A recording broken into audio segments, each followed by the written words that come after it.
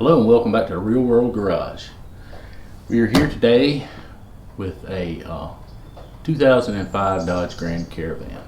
What I wanted to talk about today was, can you buy an older vehicle and make it a reliable car? My son picked this vehicle up. He paid $300 for it. It's a 7-passenger Chrysler Town & Country. It had when he purchased it 253,000 miles or thereabouts, and didn't run right. It had a problem with the coil, and it was throwing a code for a engine position sensor.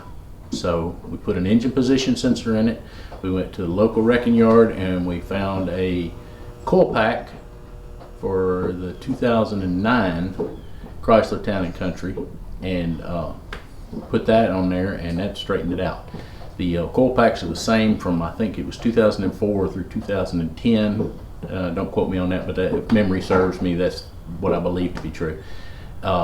So a lot of parts of these vehicles are readily accessible in your pick and pull yards. There's lots of parts out there. They're constantly getting these in. They made millions of these vehicles. A point in talking about all this is it possible for you to buy a cheap vehicle that has some potential problems and be able to fix it and use it reliably? You know, I'm not saying you're going to make a cross-country trek in the vehicle, but you would be able to use this vehicle around town and not feel uncomfortable about it. So let's get into that and we'll talk about that some more.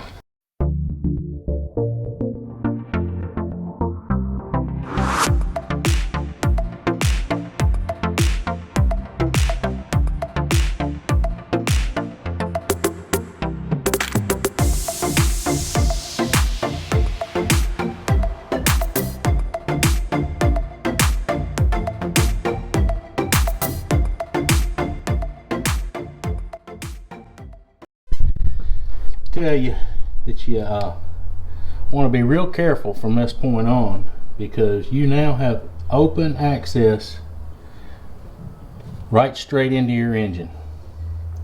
So if you have something that you can put in these holes, I would highly suggest you do so, and don't forget to pull it back out when you put it back together. You don't want to shove it all the way down in there. You just want to put something over it to cover this up. But you have to remove this so you can get access to all the rest of your bolts. One of the things we're going to do today, while we have this intake plenum and intake manifold down, is we're going to change that rear valve cover gasket, because this is just about the only way you can do it. You have to remove the intake. So we're going to go ahead and do a complete repair and replace it all.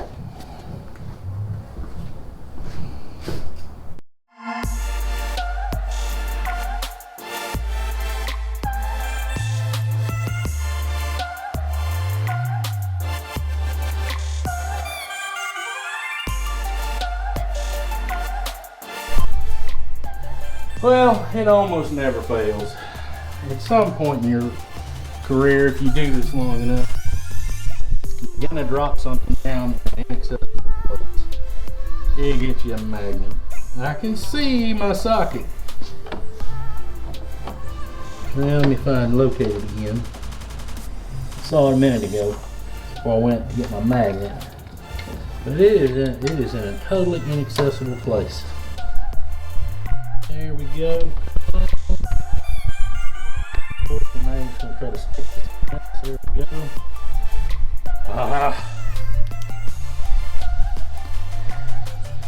There's no telling how many tools I got running around stuck in the radiator core support. It happens.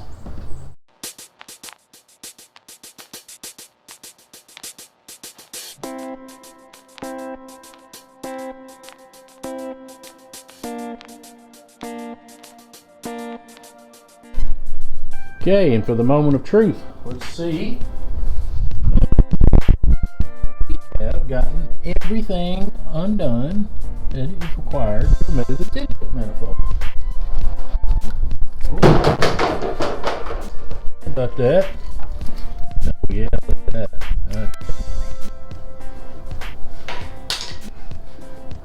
lift this darling out of here. Just like that. And I think I see where our leak was.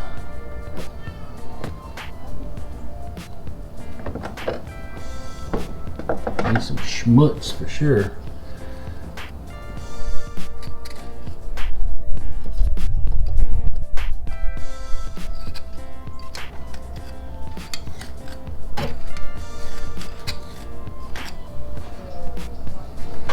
All right.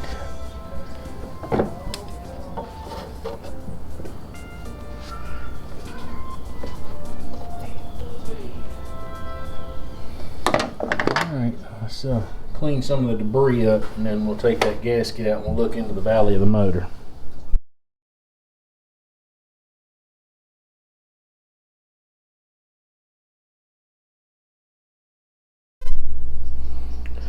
And we're back. We took a short break after we pulled the intake off and had to make a run to the parts store. I was out of brake clean. So same issue. Now that the engine's opened up, we got to worry about keeping trash out of the engine. So we'll shove some rags down in it. The intake ports keep some of the anything getting dropped in there, because the engine runs good.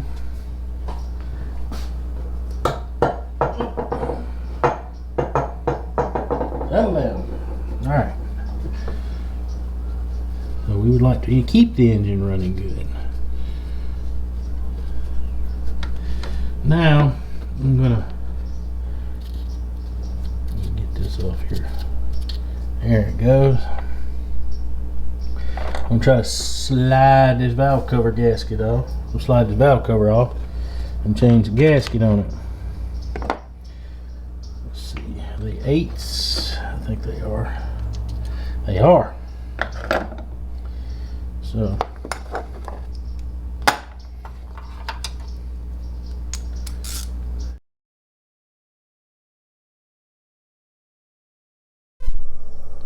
well, now that we have the valve cover off, you can see exactly why it poured oil out every time you change the oil or add oil. It run right out of that crack.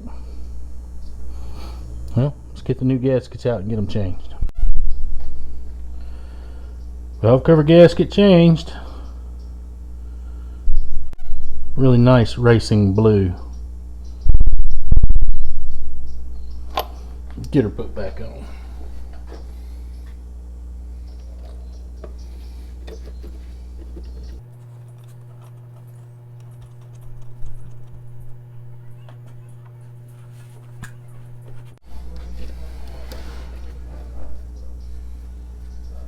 Get everything lined back up here.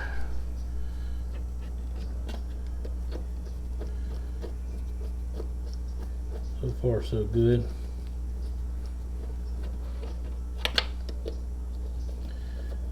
Like a nice silicone gasket. Should last the remainder of this vehicle's life.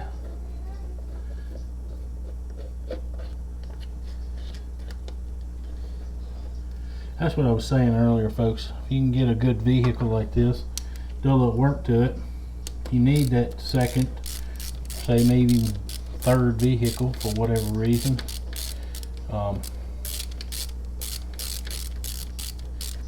This thing works really well as a truck. You can take the seats out and the whole back area opens up. Son plays guitar and he's used it to go to a gig, was able to get all the equipment in the back of it, and no problem. So, and he's taking this vehicle, he drives, his girlfriend lives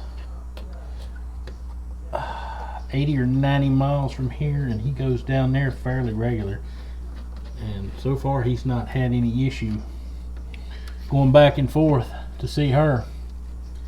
So you just have to be prepared to do your maintenance. And when you're picking out a vehicle, and somebody's kind of given up on it because they couldn't figure out what was wrong with it. I have found it many times. A lot of times it's something simple. Alright, just take the valve cover gasket down. I'm going to take it down in the middle first. A little bit at a time, nice and easy.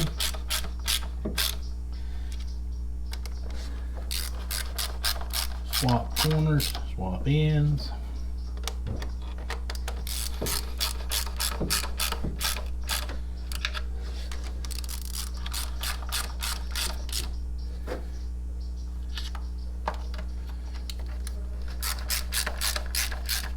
Alright, now let's run the pattern over again. I'm sure there's a torque spec for this, but these here bolts have a spacer made into them, and it's designed so where you can snug them down and the gasket's gonna just only gonna squish to a certain point, and that's its maximum, and it'll seal fine right there.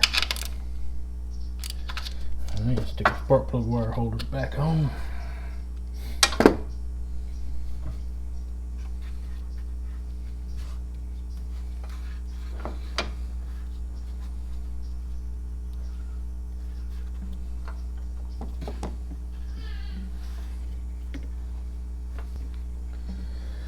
Okay, now let's go for that back valve cover. That one's going to be a little more fun.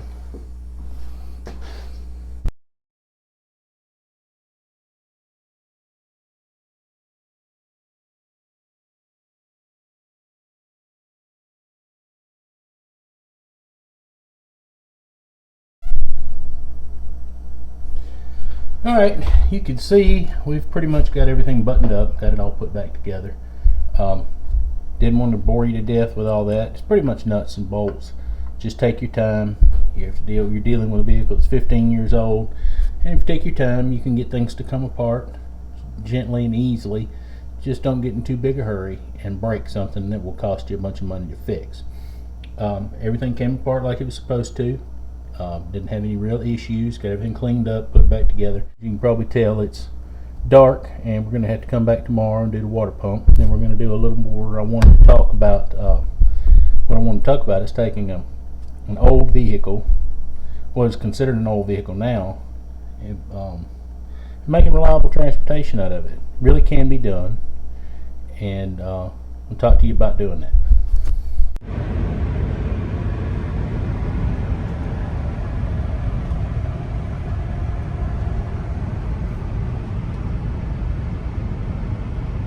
Welcome back.